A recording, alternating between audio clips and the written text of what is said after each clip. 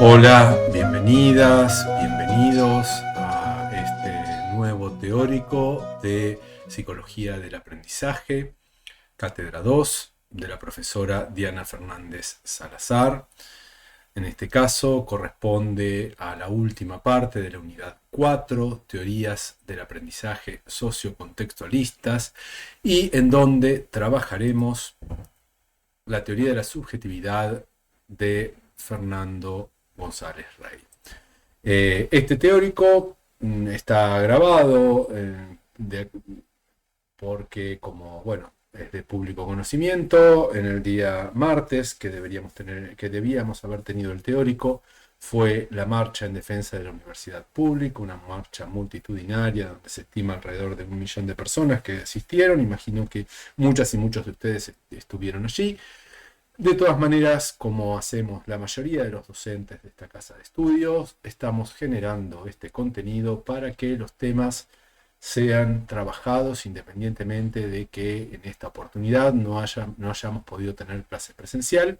Vamos a trabajar en este teórico los principales conceptos de la teoría de la subjetividad de Fernando González Rey. Fernando González Rey es un autor latinoamericano, psicólogo cubano, que fue exiliado de Cuba luego de que dio unos cursos en la Universidad de Brasilia, si mal no recuerdo. Es un autor maravilloso que ha hecho grandes aportes. Corresponde a la tradición de la teoría histórico-cultural de la actividad, que ustedes empezaron a trabajar la semana pasada a partir de los textos de Sanino y Engström. Sin embargo, en algunos aspectos se distancia, se diferencia de la teoría histórico-cultural de la actividad, a partir de retomar algunos aspectos de la psicología de Vygotsky que en la teoría histórico-cultural de la subjetividad no han sido tomados en cuenta, sobre todo a partir de trabajos muy tempranos de Vygotsky, como el libro Psicología del Arte, y aportes muy cercanos a su muerte, prácticamente en manuscritos y que no han salido publicados, respecto de todo lo que tiene que ver con el psiquismo, algo que la teoría histórico-cultural de la actividad, al centrarse únicamente en ubicar su objeto de estudio científico en la actividad por ser la única cuestión material de la que se puede ocupar, ha dejado de lado.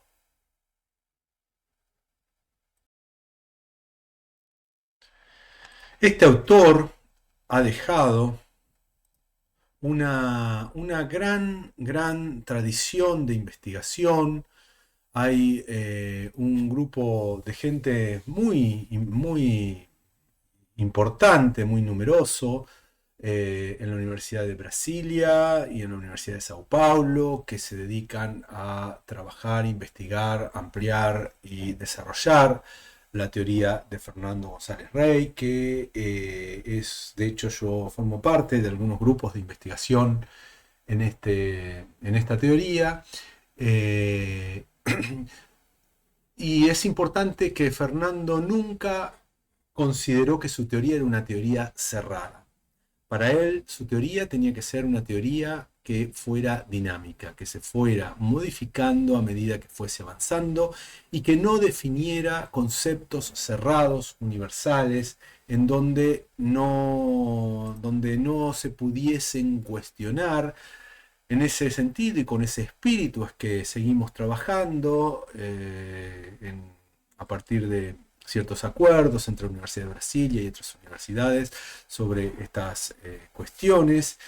El texto que vamos a trabajar hoy es el que está en la bibliografía, cuyo original es en inglés, es un paper científico del año 2017, que me parece resume bastante bien el tema del sentido subjetivo y la configuración subjetiva, que son los dos conceptos fundamentales que vamos a trabajar en el día de hoy.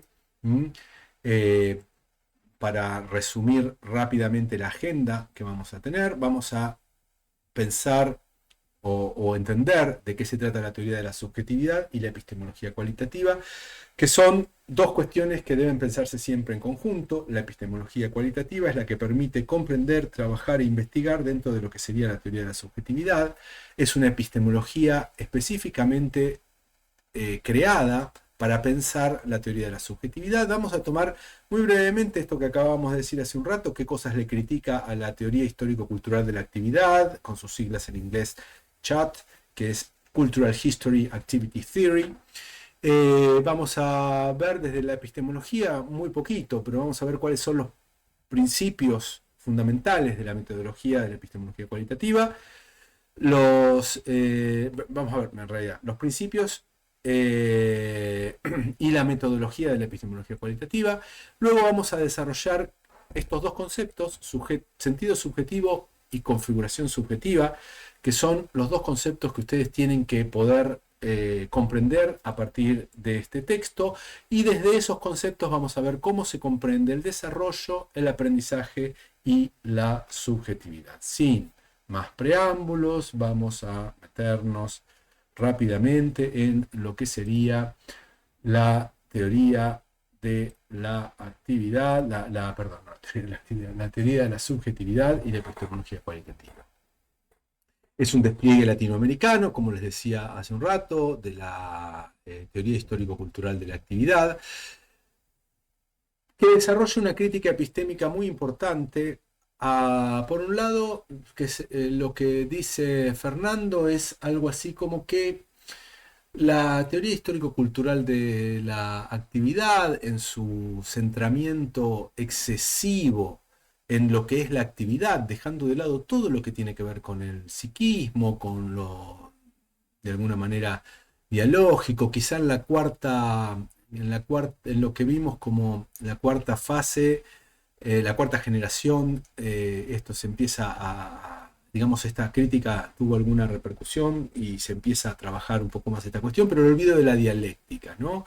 Donde aparece un materialismo instrumental que, al plantear que solamente la psicología puede ocuparse de la actividad humana, deja de lado un montón de aspectos que tienen que ver con el psiquismo individual, que tienen que ver con ciertas formas de constitución psíquica de las comunidades, en las sociedades.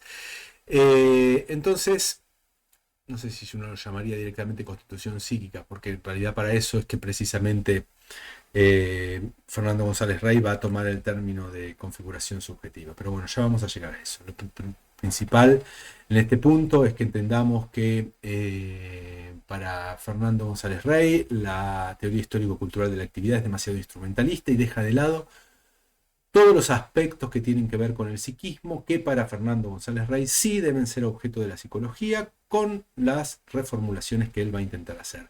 Porque una de las principales críticas que le hace a la teoría histórico-cultural de la actividad es que el sujeto es demasiado pasivo, como que el sujeto fuera meramente un reflejo de los sistemas de actividad en los que está inserto y tuviese muy poco de creación individual, entonces, o singular. Fernando intenta recuperar el valor de la singularidad para la psicología. Casi uno podría decir de manera muy similar a como Lacan plantea que el psicoanálisis reintroduce en el campo de la ciencia la singularidad, ¿sí? Pero incluso en Fernando es más radical esta posición respecto de la importancia de la singularidad, porque uno podría pensar que en el psicoanálisis se recupera la singularidad subjetiva del caso, pero sin embargo se plantean ciertos principios universales que organizan la práctica, que organizan la investigación y el trabajo. Acá Fernando González Rey va a ser mucho más flexible en esas cuestiones y va a decir no hay principios universales que rijan la práctica, sino hay algunos conceptos instrumentales que obviamente vamos a utilizar, pero en cada abordaje, por ejemplo, si abordamos un problema de aprendizaje en un aula, tendremos que definir cuáles son los principios que se ponen en juego en ese grupo en particular, con esa problemática en particular, con esos sujetos en particular, y después ver si algunos de esos elementos pueden ser generalizables a conceptos universales como pretende la ciencia positiva, o bien simplemente nos quedamos con esos conceptos como instrumentos para avanzar en lo que serían despliegues subjetivos, es decir, transformaciones que terminen resolviendo o minimizando el problema que queremos abordar.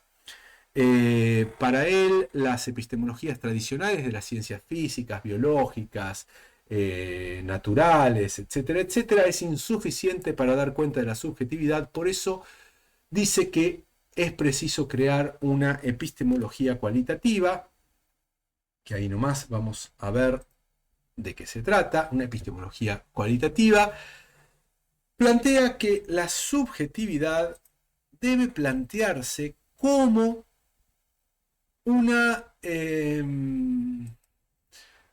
como algo que tiene una especificidad imposible de abarcar en los objetos de las ciencias físicas naturales, uno podría decir, de las ciencias biopolíticas. Entonces hay que definir qué es esta subjetividad para poder entender de qué manera la vamos a abordar. Y esto, entender qué es esta subjetividad, es lo que él plantea bajo la forma de decir, debemos crear una nueva ontología de la subjetividad que se aleje de concepciones modernas de sujeto, como por ejemplo la cartesiana, para tratar de pensar otra especificidad que es la propia de la psicología. La subjetividad tiene una cualidad específica que no es abarcable en las epistemologías tradicionales positivistas biopolíticas. La epistemología cualitativa tiene tres grandes principios, no los vamos a desarrollar en profundidad, simplemente mencionar de qué se trata. El primero de ellos es la relevancia de la singularidad como objeto específico de conocimiento científico. Ustedes recuerdan que cuando hablábamos de la ciencia lo que intenta hacer es plantear conocimientos universales. La singularidad en todo caso deberá ver cómo se encaja en los conceptos universales. Acá González Rey va a decir no. No se trata de simplemente generar categorías universales, sino de abordar la singularidad en sí misma a partir de crear zonas de inteligibilidad.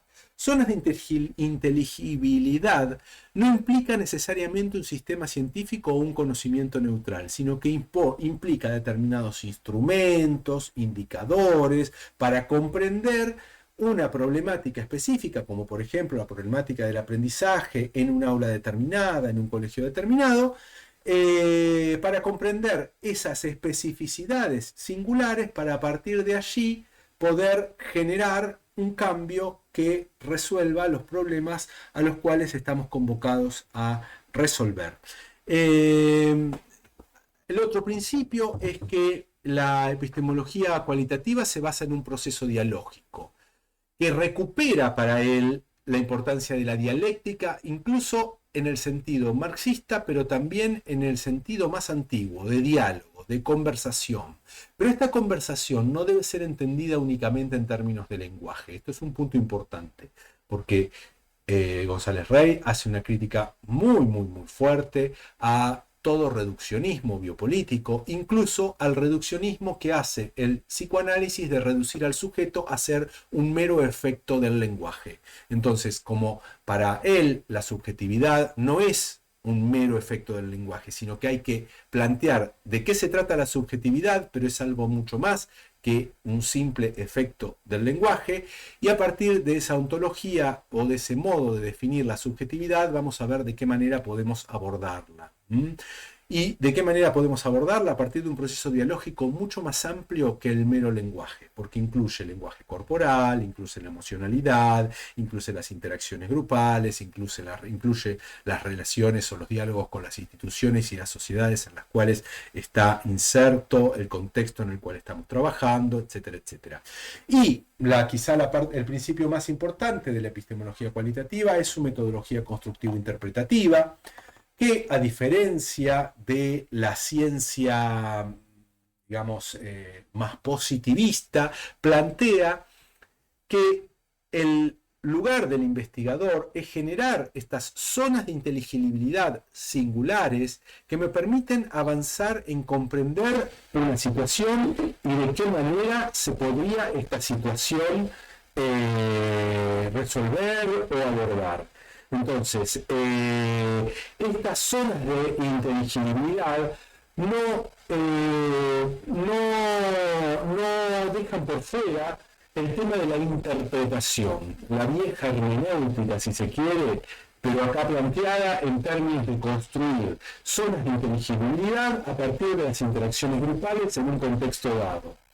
Entonces, acá introduce una cuestión muy importante porque, y esto es una consecuencia, creo que hay un slide donde lo vemos un poquito más en detalle, pero es una consecuencia de pensar una dificultad de la que dio cuenta la epistemología o la filosofía de la ciencia de la física cuántica, al plantear que el solo hecho de que haya alguien midiendo o observando, aun cuando prácticamente no intervenga, el solo hecho de estar midiendo un sistema altera el funcionamiento de ese sistema, con lo cual esto hace que el investigador-terapeuta, cuando está abordando una situación, está influyendo con su sola presencia en esa situación, y esa situación es inentendible si no es a partir de que se está dando una interpretación situada de lo que allí está sucediendo. Es decir, esa situación contextual en la que se introduce el investigador ya altera la situación misma, y es preciso tener en cuenta eso para ver de qué manera esas alteraciones que no necesariamente son negativas, son inevitables, pero justamente conociendo que esto funciona de esta manera, podemos centrarnos en esto para decir de qué manera el investigador influye en la situación que está investigando. Esto hace de que no se pueda reducir esa situación o ese conocimiento que se está generando a un conocimiento neutral independientemente de los sujetos, las comunidades y los grupos que están funcionando en ese lugar o abordando esa problemática. Entonces, ya habiendo definido brevemente lo que sería la epistemología cualitativa, vamos a ver a continuación, ¿por qué no me pasa? Ahí me pasó. En lo que es la teoría de la subjetividad. La teoría de la subjetividad plantea que la subjetividad constituye un sistema dinámico, no lineal, o, otro modo de llamarlo, complejo y emergentista. Acá hay una cuestión muy importante. Y tiene que ver con que la subjetividad no es estática. La subjetividad es un sistema dinámico. Un sistema dinámico no lineal quiere decir de que no es posible predecir a partir de ciertas condiciones iniciales cuáles van a ser las condiciones finales. Es justamente, si se quiere, lo contrario a la ciencia. Lo que dice González Rey es impredecible hacia dónde va a desplegarse la subjetividad. Obviamente sí hay ciertos patrones, ciertos elementos, ciertos principios a partir de los cuales trabajamos, pero esto no indica que podamos predecir exactamente qué sucede entre qué sucede entre un momento determinado, nuestro abordaje, y cuál va a ser el momento final. En otros términos, uno puede hablar de un sistema complejo, en donde no hay una determinación causal. Es decir, dado tal elemento, siempre necesariamente se va a dar este otro elemento. ¿Por qué? Porque al ser un sistema complejo, la cantidad de determinaciones es enorme, con lo cual, si es enorme, es imposible de prever exactamente cuál va a ser el estado siguiente del sistema, es decir, cuál va a ser el próximo despliegue de la subjetividad, si lo pensamos en términos de la teoría de la subjetividad, a partir de estudiar un momento determinado. O sea, si bien podemos decir esto puede ir por este lado, siempre existe un margen de incertidumbre, un margen de contingencia en cuál va a ser el próximo estado del sistema. Entonces, a partir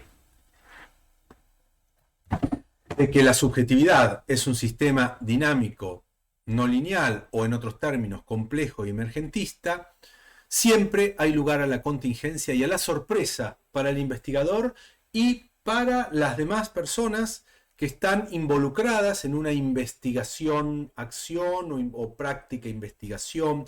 En la teoría de la subjetividad no hay diferencia entre la terapia y la investigación. Es más, trata de pensar en investigación como modo de producir transformaciones y despliegues subjetivos, y no tanto como terapia, porque la teoría de la subjetividad es contraria a toda idea de patologización de las problemáticas humanas, para plantearlas a partir de los contextos en que surgen. Entonces, en esto también es una crítica muy fuerte a la psicología patologizante, ¿no?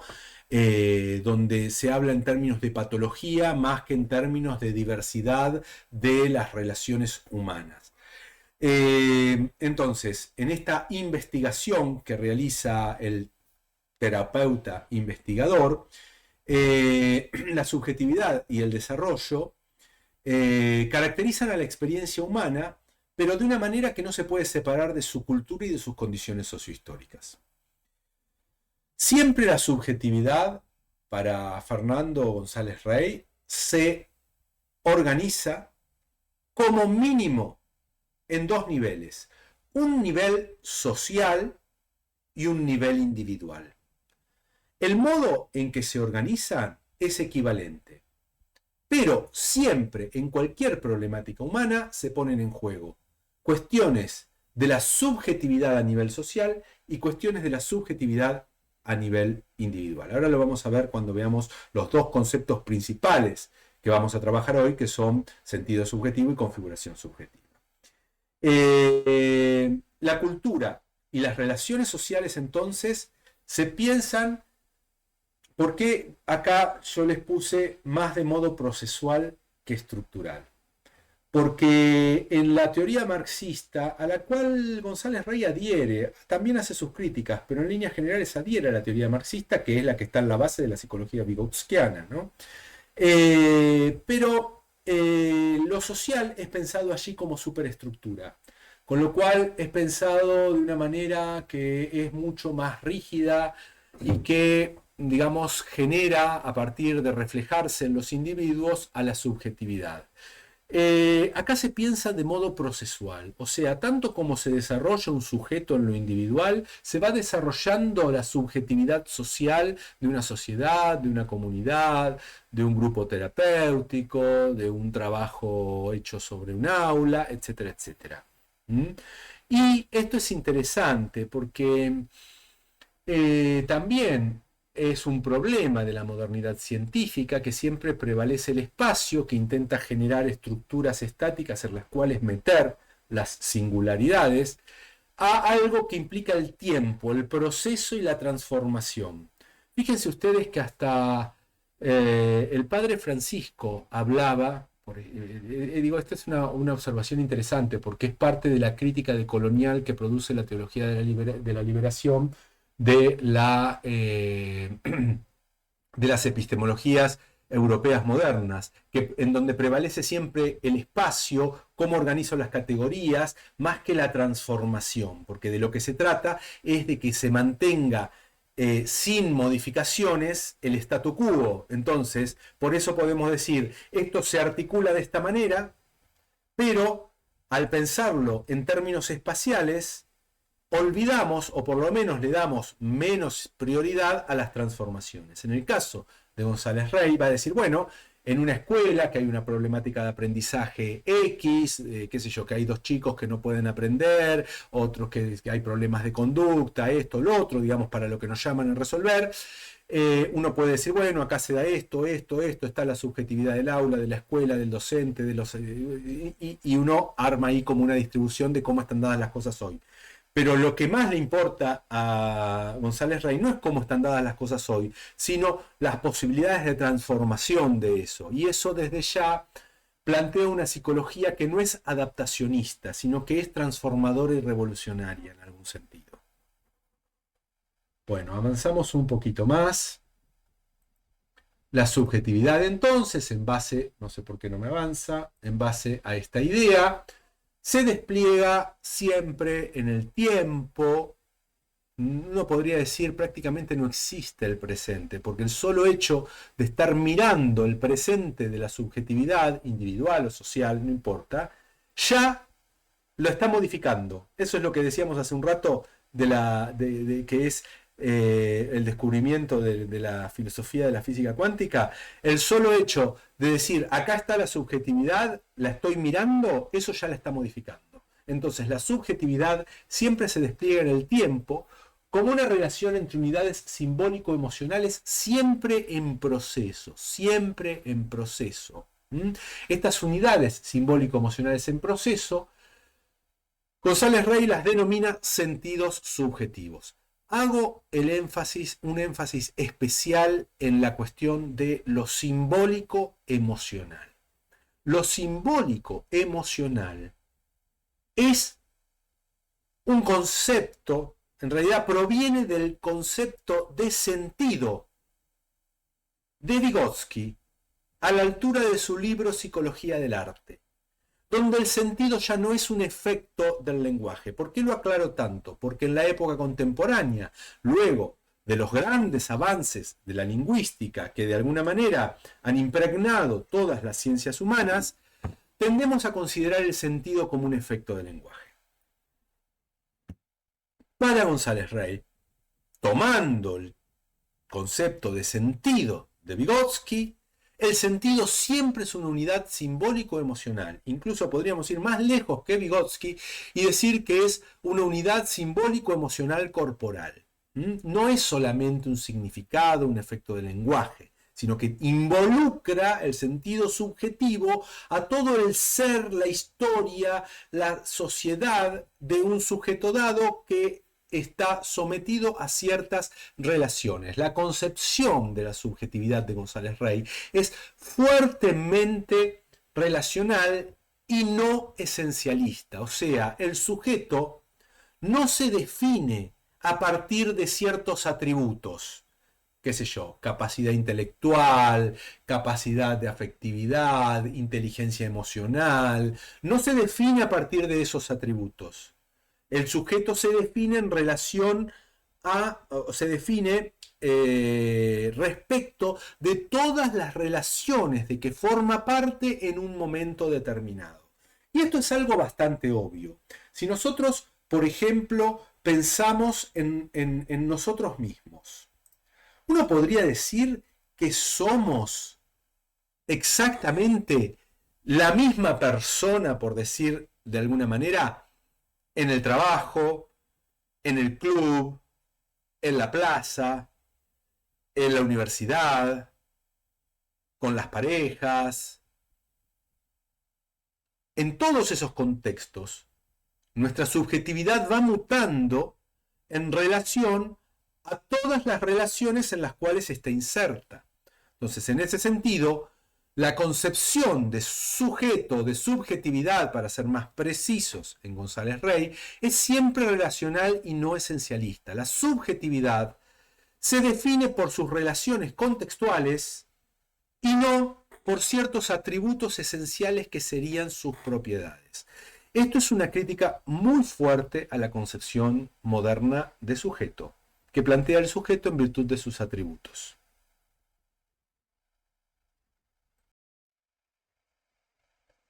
Entonces, volviendo a la presentación, la subjetividad se despliega como una relación entre estas unidades simbólico-emocionales que llamamos sentidos subjetivos y unas formaciones que, dice González Rey, son un poco más estáticas. Obviamente son un poco más estáticas, pero no están no excluyen transformaciones, porque si no, no podríamos hacer nada. Estas formaciones más o menos estáticas, es decir, que son dinámicas pero tienen mayor estabilidad que las simbólico-emocionales, estabilidad en el tiempo, estabilidad en la posibilidad de cuestionarlas, etcétera, etcétera, lo llama González Rey configuraciones subjetivas. Por ejemplo, voy a tomar un ejemplo de mi práctica profesional. Saben ustedes que trabajo con varones que ejercen violencia. Entonces, la configuración subjetiva de nivel social de la época contemporánea, si quieren llamarla patriarcal o como quieran llamarla, implica ciertas formas más o menos estables de ver la realidad y que determinan de qué forma yo actúo en esa realidad. Entonces, si un varón considera algunos aspectos de la misoginia y el machismo, como ser que la mujer está bien, es igual, pero que el varón tiene más racionalidad y la mujer tiene más emocionalidad, que en realidad hay algunas cosas que no entiende, que en realidad su cuestión, la mujer está naturalmente, inclinada hacia la maternidad, que puede ser el máximo de su realización personal, etcétera, etcétera. Es un señor que cuando la pareja se mueve de esas ideas que corresponden a sus configuraciones subjetivas acerca de lo que es una mujer, dice, por ejemplo, en términos de ellos, hay veces que hay que aplicar un correctivo, ¿no? Porque como que fuera que, por ejemplo, es una mala madre. Entonces hay que aplicar un correctivo para que se ocupe más de los chicos, que es lo que le corresponde por naturaleza. Entonces, las configuraciones subjetivas lo que hacen es hacernos creer que la realidad es de determinada manera. Y un ejemplo clarísimo de esto, y que es uno de los elementos de tortura fundamentales para la culpabilización de las parejas de los varones, es la idea de que existe un instinto maternal. Hay un texto muy lindo de Badinter, que creo que se llama así directamente, el instinto materno o el instinto maternal, que cuenta cómo este instinto maternal en realidad es una formación social, es una necesidad social. En el siglo XVII, cuando explotaba la revolución industrial, donde empezaba la nueva burguesía, había una problemática enorme, y era que los chicos, las chicas se morían porque las mujeres no querían ocuparse de cuidar a los chicos y los varones tampoco. Entonces los chicos se morían. Les llevaban los chicos a las campesinas, los que tenían más plata contrataban una campesina que dejaba a su hijo a veces en el campo a ser amamantado artificialmente, y entonces la llevaban a la casa, porque no estaban las configuraciones subjetivas de las mujeres que la crianza de los hijos fuera algo propio de una dama.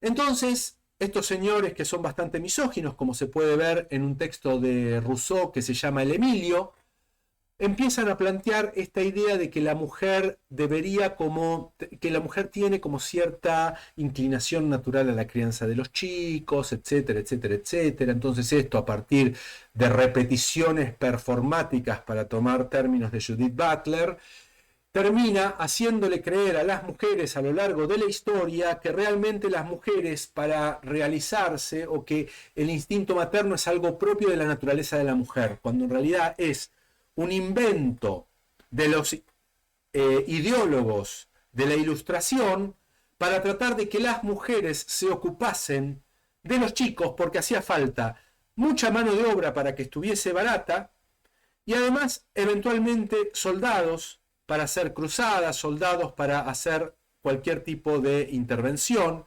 Y entonces, si los chicos se morían porque las damas se ocupaban de otras cosas en sus salones, en las de clase alta, pero esto no excluía a las de clase más baja, entonces había que hacer algo para convencerlas de que lo mejor que podían hacer en la vida era criar los chicos. Y entonces hoy, siglo XXI, aparece esta idea de que la mujer es naturalmente madre, y esto hace que muchas mujeres, cuando realmente no tienen ganas ni les gusta criar chicos, consideran que hay algo mal en su naturaleza.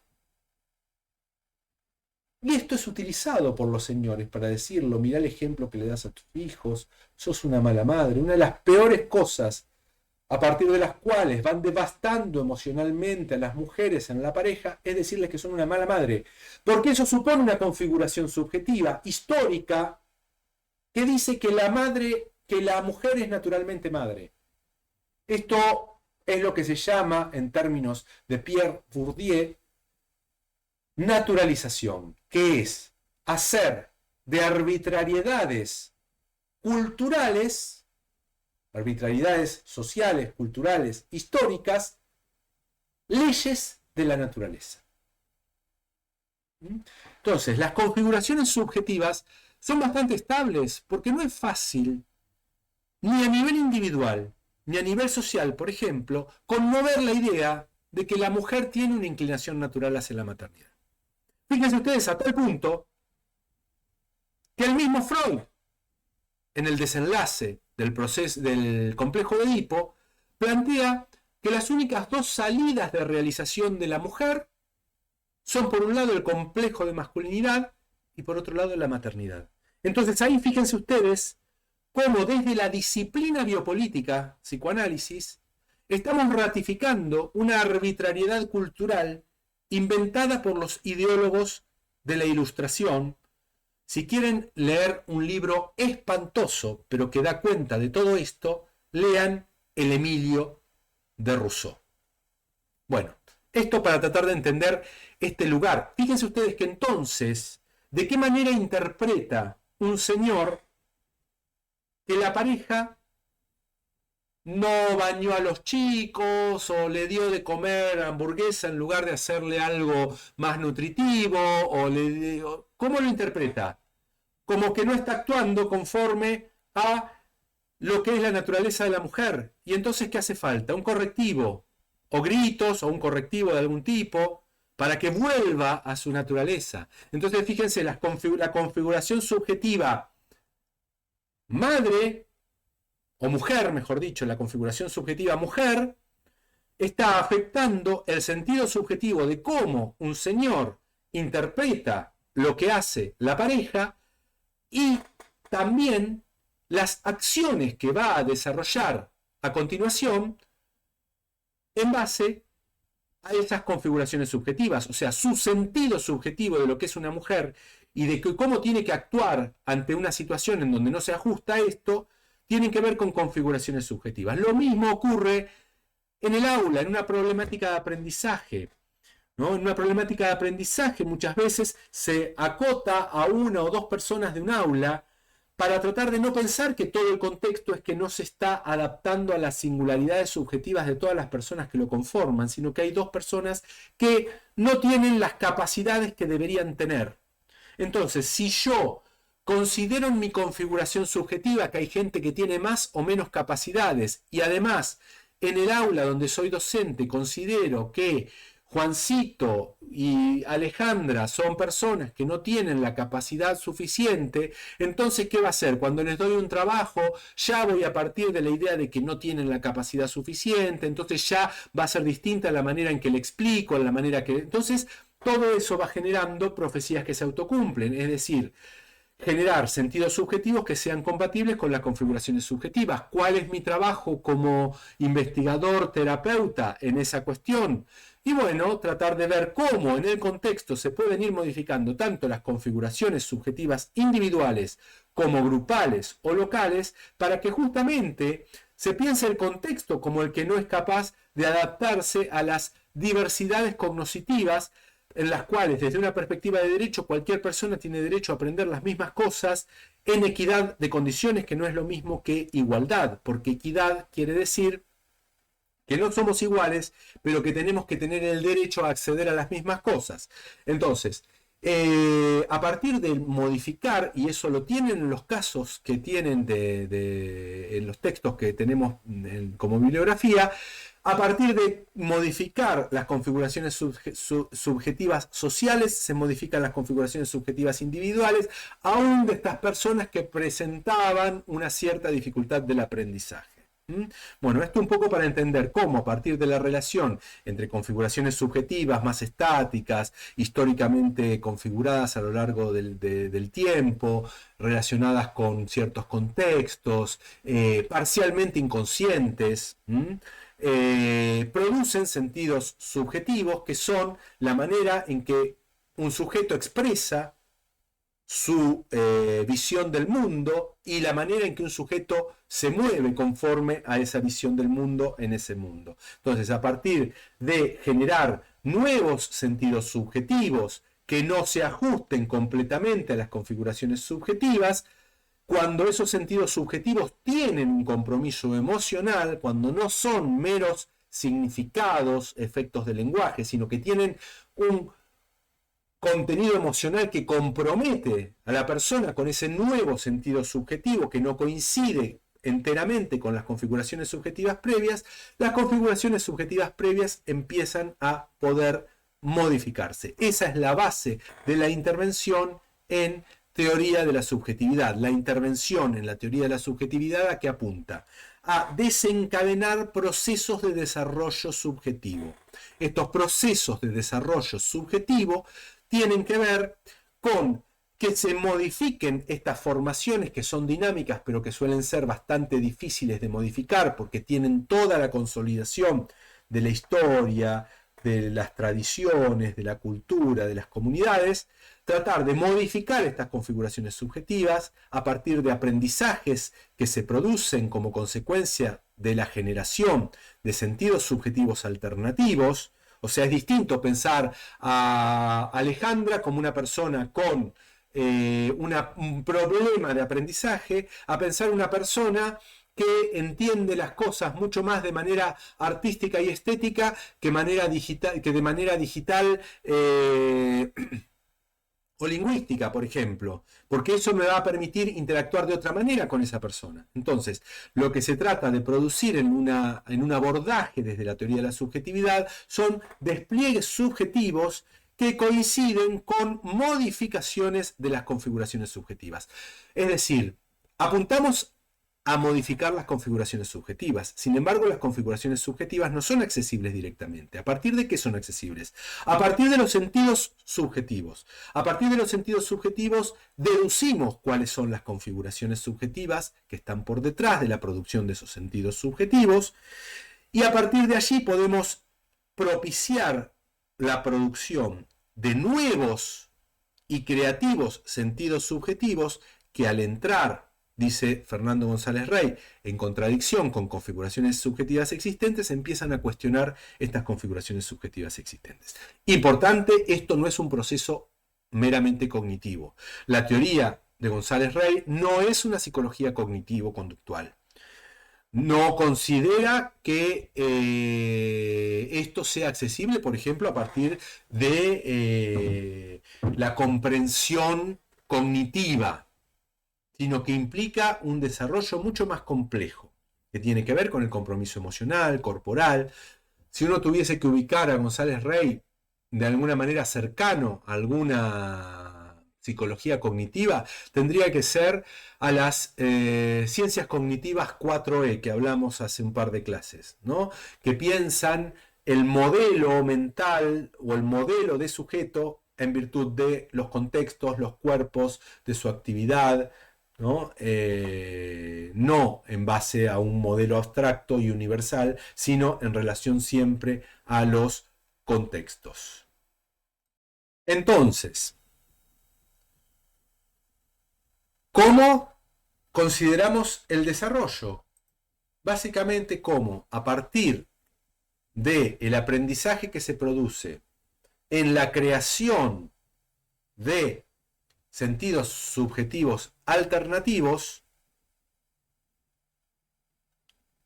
se generan en ese grupo, en ese contexto específico, modificaciones de sus configuraciones subjetivas dominantes. Esto es importante que sea en el contexto, porque no Todas las personas tienen las mismas configuraciones subjetivas en juego, ni todos los contextos, ni todas las comunidades, ni todas las culturas, ni todas las tradiciones. Entonces, no podemos pensar la teoría de la subjetividad en términos universales. La teoría de la subjetividad no piensa el desarrollo en términos de etapas universales, como estamos acostumbrados en la psicología evolutiva, que es parte de las ciencias biopolíticas. La psicología evolutiva plantea que hay ciertas etapas por las cuales necesariamente atraviesa cualquier sujeto, y entonces en base a cuán lejano o cercano están esas etapas podremos hacer escalas, etcétera, etcétera, etcétera. Acá de lo que se trata no son de etapas universales, sino de entender cómo se produce el despliegue de la subjetividad en un contexto determinado, es decir,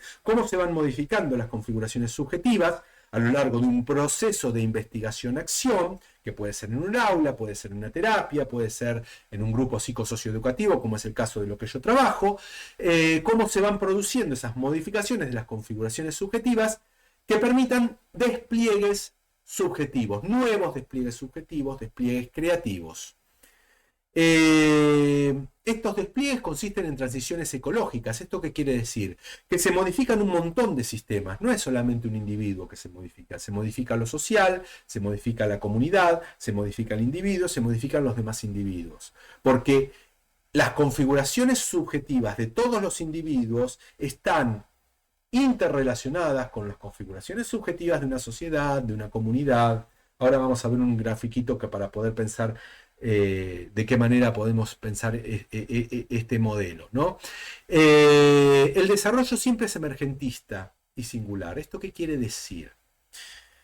Esto quiere decir que, como decíamos hace un rato, respecto de los sistemas dinámicos no lineales, que no es enteramente previsible por dónde va a ir el desarrollo, sino que el desarrollo emergerá de manera distinta según cómo se vayan dando estos distintos movimientos de las configuraciones subjetivas. Y es singular porque es singular a un grupo, singular a una comunidad, a un consultorio, si se quiere. Y además, el desarrollo no puede ser pensado en términos individuales, sino que es inseparable de los contextos sociohistóricos. O sea, sin contexto sociohistórico no hay desarrollo para González Rey, que en esto sigue la tradición vygotskiana, ¿no? Recuerdan que cuando vimos Vygotsky decíamos que los aprendizajes terminan constituyéndose en desarrollos, y estos desarrollos motivan nuevos aprendizajes que terminan constituyéndose en nuevos desarrollos. Uno podría decir, cuando un aprendizaje se constituye en desarrollo, uno podría decir, se modificó cierta configuración subjetiva. Esa configuración subjetiva va a hacer que a partir de ese momento ese sujeto entienda el mundo y sus relaciones con él de manera distinta. Entonces va a producir distintos sistemas subjetivos, distintos aprendizajes, que a su vez, en la medida en que entren en contradicción con las configuraciones previas, van a generar nuevas transformaciones. Y así es un proceso dialéctico de transformación de las configuraciones subjetivas en lo que se define el desarrollo en Fernando González Rey. Destaco también esta cuestión de la singularidad. ¿Por qué? Porque también esto es cercano, si bien no hay una afiliación directa, pero es cercano al constructo de la titular de nuestra cátedra, de la profesora Salazar, respecto de singularidades cognoscitivas. De lo que se trata es de poder abarcar y trabajar desde la singularidad y no desde la generalidad o de la universalidad únicamente. Avanzamos un poquito más. Las configuraciones, si uno tuviese que hacer un gráfico, siempre todo gráfico de alguna manera presenta ciertas limitaciones, ¿no? Pero bueno, ustedes vieron cuando vimos sistemas complejos, el modelo ecológico, como esto que hacía que cada sujeto, su situación actual, estuviese de alguna manera motivado por cuestiones que tienen que ver con lo social, con lo institucional, que tienen que ver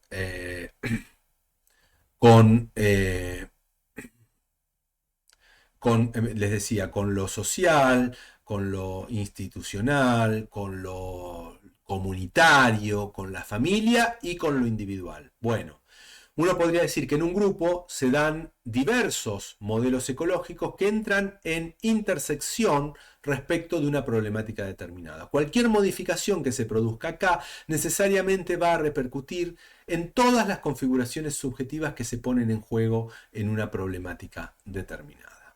Esto simplemente para ilustrarlo como una simple, con un esquema. Entonces, la teoría de la subjetividad, para la teoría de la subjetividad, es una alternativa no reduccionista para el abordaje desde la complejidad. Fíjense que esto que vimos recién no es nada sencillo de abordar, toda esta complejidad. No es algo sencillo de abordar.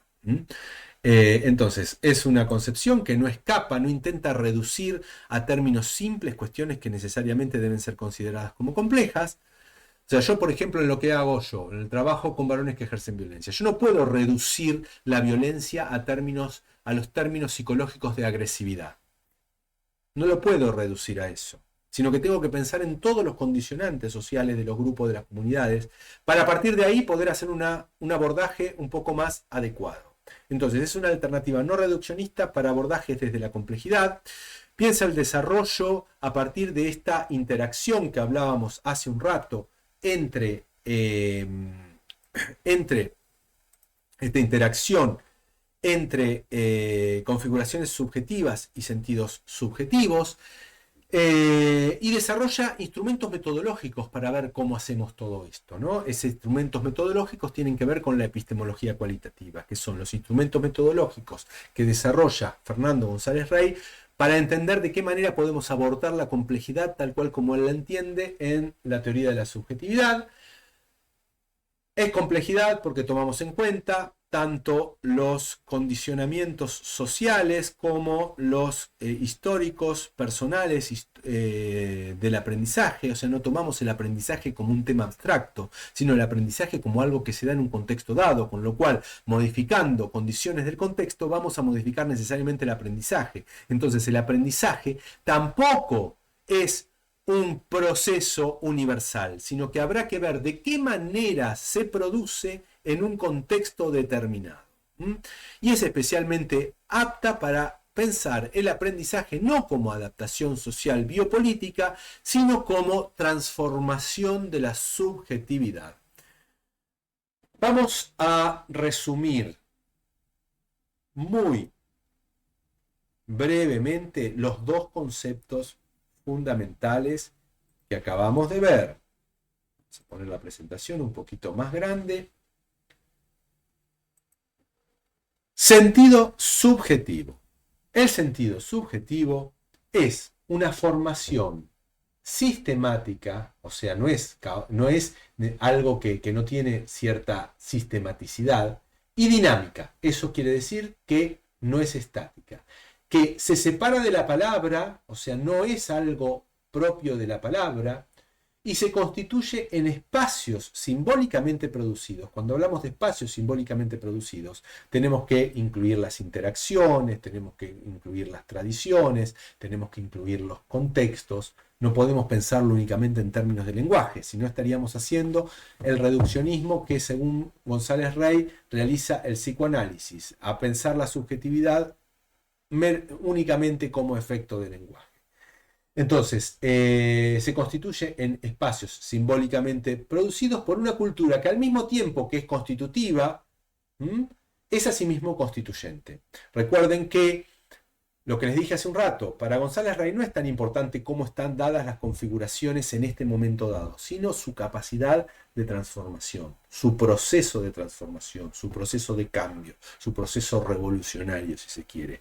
En ese sentido, en considerar la importancia de los procesos de cambio, González Rey se acerca nuevamente a la tradición de la teoría histórico-cultural de la actividad, que justamente de lo que se trata es de producir el cambio, ¿no? El cambio como cambio en el caso de González Rey, como cambio subjetivo. En el caso de la teoría de la subjetividad son cambios que implican transformaciones sociales. Es una paradójica producción en proceso, porque al mismo tiempo que el sentido subjetivo es un producto, es decir, si yo expreso que estoy muy enojado con la pareja porque ella no se no funciona como yo creo que debería funcionar, a pesar de que en ese momento no piense que es el yo creo, sino que piense que es la naturaleza.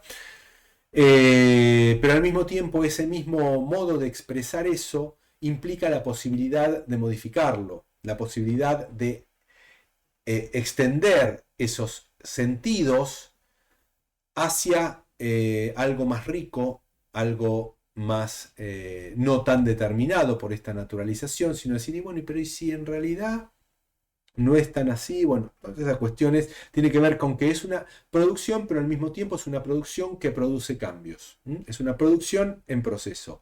Es una producción que en el momento en que la tomamos se pierde porque ya es otra. Eso que recordábamos recién de la física cuántica. Eh, Requiere de la vivencia. Y esto es un término muy vygotskiano, ¿sí? De alguna manera, el sentido subjetivo introduce en su concepción el concepto de vivencia de Vygotsky. No va a hablar tanto de vivencia González Rey, pero sí el concepto de vivencia o perejivania, o disculpen que no sé pronunciar bien el ruso, la perejivania o vivencia está de alguna manera imbuida en el concepto superador de sentido subjetivo. La vivencia o perejivania es un término que Vygotsky extrae de Stanislavski. Stanislavski es uno de los más grandes maestros, si no el más grande maestro de teatro de todos los tiempos, maestro ruso.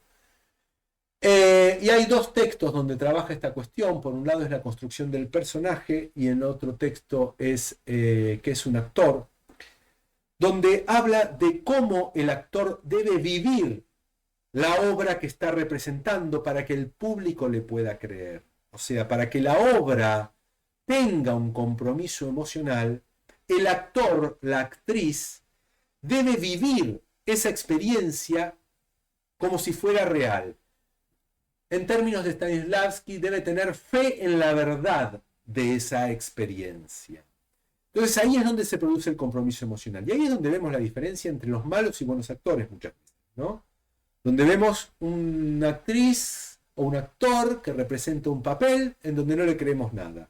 Lo vemos artificial. ¿Por qué? Porque no hay compromiso emocional.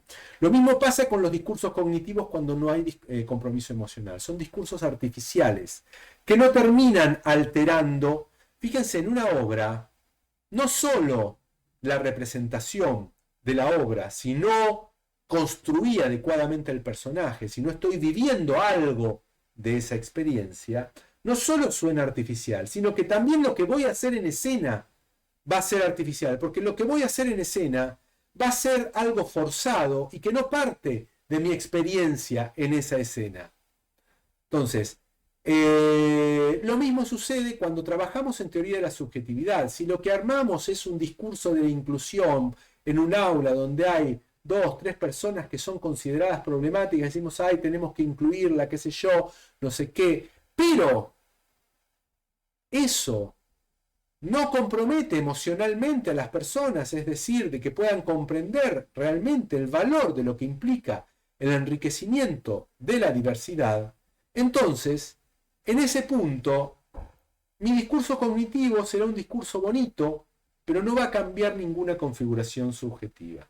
Para que cambie una configuración subjetiva, altere, modifique una configuración subjetiva, tiene que entenderse que esa expresión es una unidad simbólico-emocional, es decir, debe haber compromiso corporal y emocional sobre esa cuestión. Y una forma que podemos pensar el sentido subjetivo es la síntesis de una multiplicidad de factores relacionales en las que un sujeto está incluido en un contexto social determinado. Es muy linda esta definición que dice: es la síntesis de una historia dentro de la diversidad de elementos sensibles del presente. O sea, la manera en que nuestra sensibilidad entiende y nos movemos en el presente es la síntesis de una historia que no es solo individual, sino que también involucra las historias de las instituciones, las historias de las comunidades, las historias de las sociedades. Entonces, por eso es tan importante esta idea de el sentido como ligado a algo del orden de la emocionalidad, a algo del orden del compromiso emocional. Entonces, ya el sentido deja de ser una construcción neutra, sino que depende de cómo cada sujeto, cada sociedad interpreta activamente la realidad. Entonces, el conocimiento de la realidad no va a pasar por un conocimiento neutro objetivo, sino que va a tener que ver con las producciones subjetivas que se ponen en juego en esa construcción de ese conocimiento. Entonces, acá es donde Vygotsky, para pensar el sentido, recupera, y les digo, todo esto también está de alguna manera incluido en el concepto superador de sentido subjetivo, que la psique es un sistema complejo, dinámico de producción de sentido. Entonces los sentidos no son un mero reflejo de la sociedad, sino que es la manera en que un sujeto procesa los estímulos, si se quiere, las relaciones, las interacciones con todos los sistemas con el que se está poniendo en juego una problemática determinada. Un sujeto que en un aula es de alguna manera marginado, discriminado, porque todo el mundo lo considera que no tiene la suficiente capacidad, etcétera, etcétera, a partir de allí procesará eso de determinada manera, en donde habrá una forma en donde ese sujeto lo procesará de una manera, otro sujeto lo procesará de otra manera. O sea, el estímulo no simplemente identifica, no solamente, la interacción, la producción de sentido que implica considerar a alguien que no tiene las capacidades suficientes, no es lo mismo en todas las personas que intervienen, y no es lo mismo tampoco para la persona que es ubicada en ese lugar. Entonces, siempre hay una producción subjetiva a la cual tenemos que acercarnos para que nuestros procesos de cambio sean transformadores. Si yo me quedo en el discurso objetivo de la discapacidad, no voy a poder entender de qué manera es entendida esa discapacidad, que puede pensarse como una singularidad cognitiva, como para que ese sujeto pueda involucrarse de otra manera en el aprendizaje. Y para eso voy a tener que cambiar todas esas configuraciones subjetivas que se dan en el contexto específico del aula. Bueno, nada más de este concepto de vivencia de Vygotsky, que era un punto simplemente a mencionar, que está en la base del concepto de sentido subjetivo de González Rey. Vamos a el otro concepto. O sea, el primer concepto es sentido subjetivo. El segundo concepto es configuración subjetiva. Las configuraciones subjetivas también son sistemas o formaciones psicológicas complejas, como dice acá. Caracterizan organizaciones más o menos estables de los sentidos subjetivos. Uno podría decir el patriarcado, la masculinidad, en lo que es mi trabajo, implica toda una serie de sentidos, un sistema de sentidos subjetivos más o menos estables a lo largo del tiempo. Se desarrollan siempre las configuraciones subjetivas entre la criatura humana y la cultura, pero no son lo que, por ejemplo, llamarían algunas teorías de la psicología social como representaciones sociales. De hecho, González Rey hace una crítica muy importante a la concepción de representaciones sociales y dice que también es un reduccionismo que considera que las representaciones sociales impactan igualmente en todas las personas. Y cuando pensamos en las configuraciones subjetivas individuales, debemos pensar que esas representaciones sociales no son procesadas de la misma manera en todas las personas. El machismo, el patriarcado, no es interpretado ni los sujetos realizan las mismas acciones, sino que en cada caso particular también va a estar involucrada la historia personal, los contextos familiares. De todo eso va a depender que ciertas representaciones sociales, por ejemplo, de la misoginia, den como consecuencia determinadas expresiones o acciones de sentidos subjetivos en algún sujeto y otras en otro sujeto. Entonces, no podemos pensarlas en el sentido que son representaciones que son procesadas de la misma manera por todas las personas que están involucradas en esas representaciones, a pesar de que muestran ciertos patrones. Un patrón no quiere decir de que sea exactamente lo mismo en todos los casos.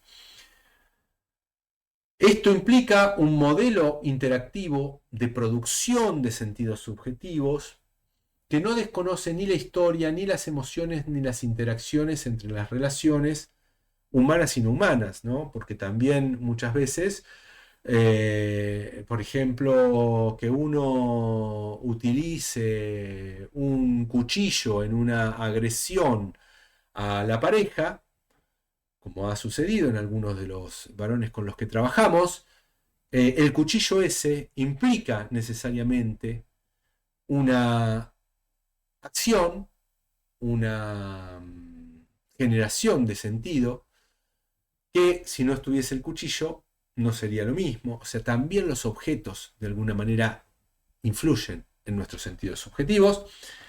Los objetos a través de los cuales interactuamos, los instrumentos de mediación, diría Vygotsky, y todo esto se estructura en una cultura. Importante entender que ni configuración subjetiva ni sentido subjetivo es un concepto abstracto cultural, sino que siempre está relacionado con una cultura y un contexto sociopolítico determinado. Vamos a ir ahora entonces a las conclusiones para ir cerrando este espacio. Bueno, la teoría de la subjetividad implica que existen, que no existen condiciones universales del desarrollo. El desarrollo, en su relación con el aprendizaje, implica siempre la singularidad. No hay condiciones universales, ni positivas ni negativas, para pensar el desarrollo desde la teoría de la subjetividad. Los criterios del desarrollo estandarizados en etapas universales no mejoran la comprensión de cómo la diversidad cultural, las condiciones sociales, son relevantes para el desarrollo subjetivo y los aprendizajes. Es decir, no podemos entender los aprendizajes en términos únicamente de conceptos universales como pretenden ciertas teorías cognitivas, por ejemplo. No estoy hablando acá de las teorías cognitivas 4E que tienen una cercanía mucho mayor con esta idea de que no alcanza con lo universal y hay que incluir el contexto, la corporización, bueno, todas esas cuestiones. Los aprendizajes siempre desencadenan desarrollos. Los aprendizajes que se dan a través de sentidos subjetivos. Esos sentidos subjetivos, en la medida en que no se ajusten a las configuraciones subjetivas existentes, hacen que esas configuraciones se transformen, es decir, esos aprendizajes devienen desarrollos. El desarrollo de la subjetividad nunca implica una continuidad progresiva, o sea, no es un proceso lineal, sino que implica movimientos abruptos en diferentes momentos y que no se pueden estandarizar en principios universales. Las experiencias sociales son, por supuesto, fuentes de aprendizaje, pero los sentidos subjetivos son producciones activas que están relacionadas también con las configuraciones subjetivas individuales. O sea, las experiencias sociales son la fuente, pero cómo se procesan dependen de las configuraciones subjetivas individuales. Finalmente, las conclusiones epistemológicas que podemos sacar de la teoría de Fernando González Rey tienen que ver con que el proceso dialógico, o sea, el diálogo en sentido amplio, puede involucrar a otros elementos de la palabra. Ustedes me dicen como cuáles.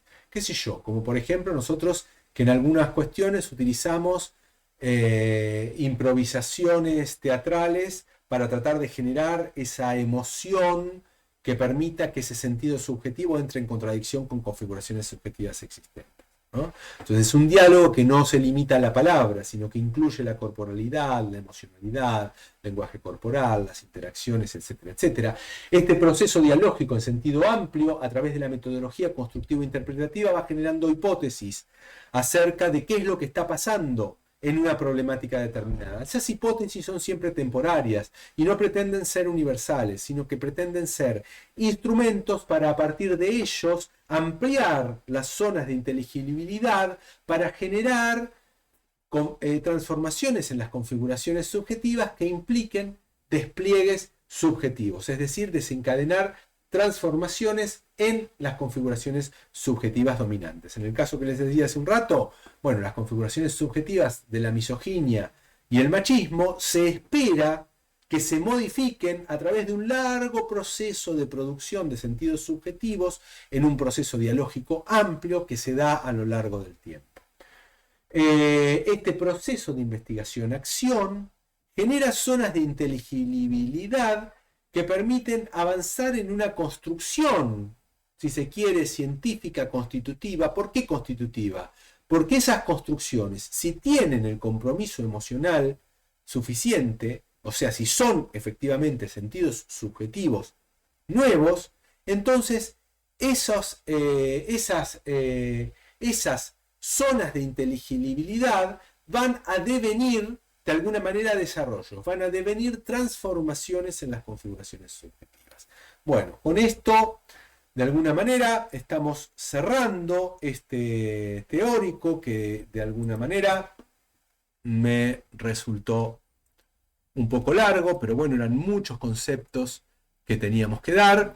Espero que este teórico grabado les sea de utilidad para leer y comprender la bibliografía. Desde luego, como no tuvimos la oportunidad de interactuar con ustedes, la próxima clase, la semana que viene, vamos a, si quieren, retomar algunos minutos de la clase, dudas, preguntas o comentarios sobre todo esto que estuvimos viendo. Bueno, muchas gracias, hasta luego, nos vemos la semana que viene.